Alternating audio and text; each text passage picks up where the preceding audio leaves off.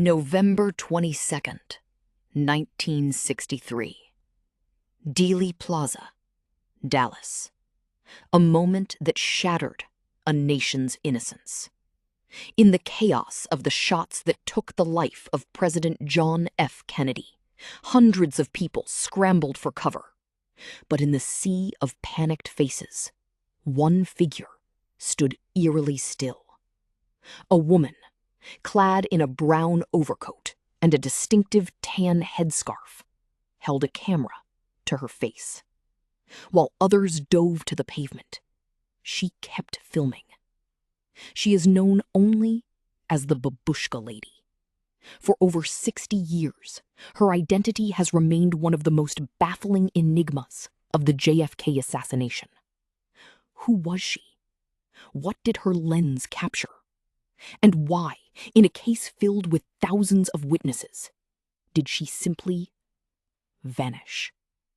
Today, we are peeling back the layers of history to uncover the truth behind the woman who filmed the kill shot. This is the mystery of the Babushka Lady. What makes the Babushka Lady so significant isn't just her presence, it's her perspective. Based on her position, her film would have captured a mirror image of the Zapruder film. While Zapruder was filming from the pedestal on the north side of Elm Street, the Babushka Lady was on the south side. Her camera would have had a direct view of the Texas School Book Depository, the grassy knoll, and the triple underpass, all in one frame. If there was a second gunman, her film likely caught them. If there was a flash of smoke from behind the picket fence, she was pointed right at it. The FBI and the Warren Commission desperately needed that footage. They combed through every amateur film turned in by the public. They found the Zapruder film, the Orville Nix film, the Mark Bell footage.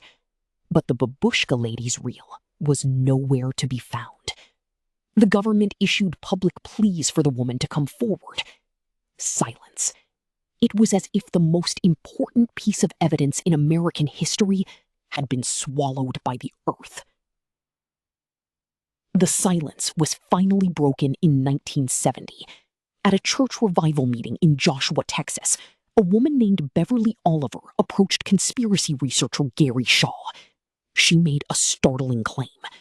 "I am the Babushka Lady." At the time of the assassination, Beverly was a 17-year-old singer and dancer at the Colony Club, a strip joint located right next to Jack Ruby's Carousel Club. Her story was cinematic. She claimed she was standing in Dealey Plaza with a Yashica Super 8 movie camera. She described the shots, the smell of gunpowder, and the absolute terror. But the most explosive part of her testimony involved what happened next.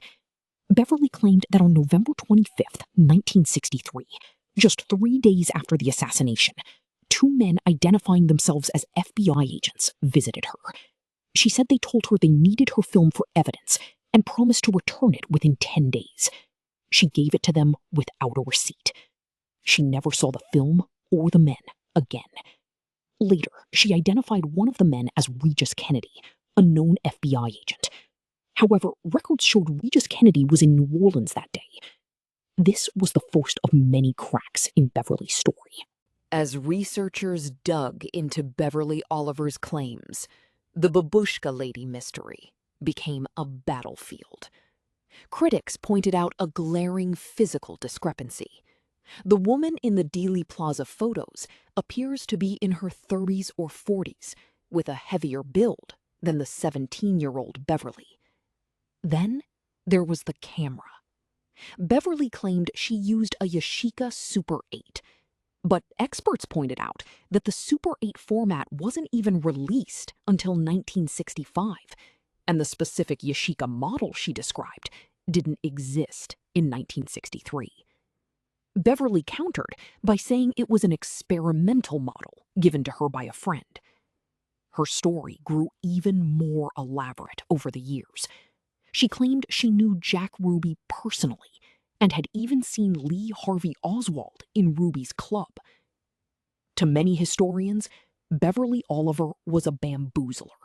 someone looking for fame or money by inserting themselves into a tragedy.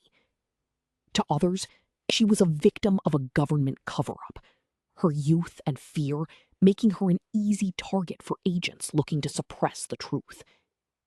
Even Gary Mack, a respected researcher, eventually stated, "I do not believe Beverly Oliver is the Babushka Lady."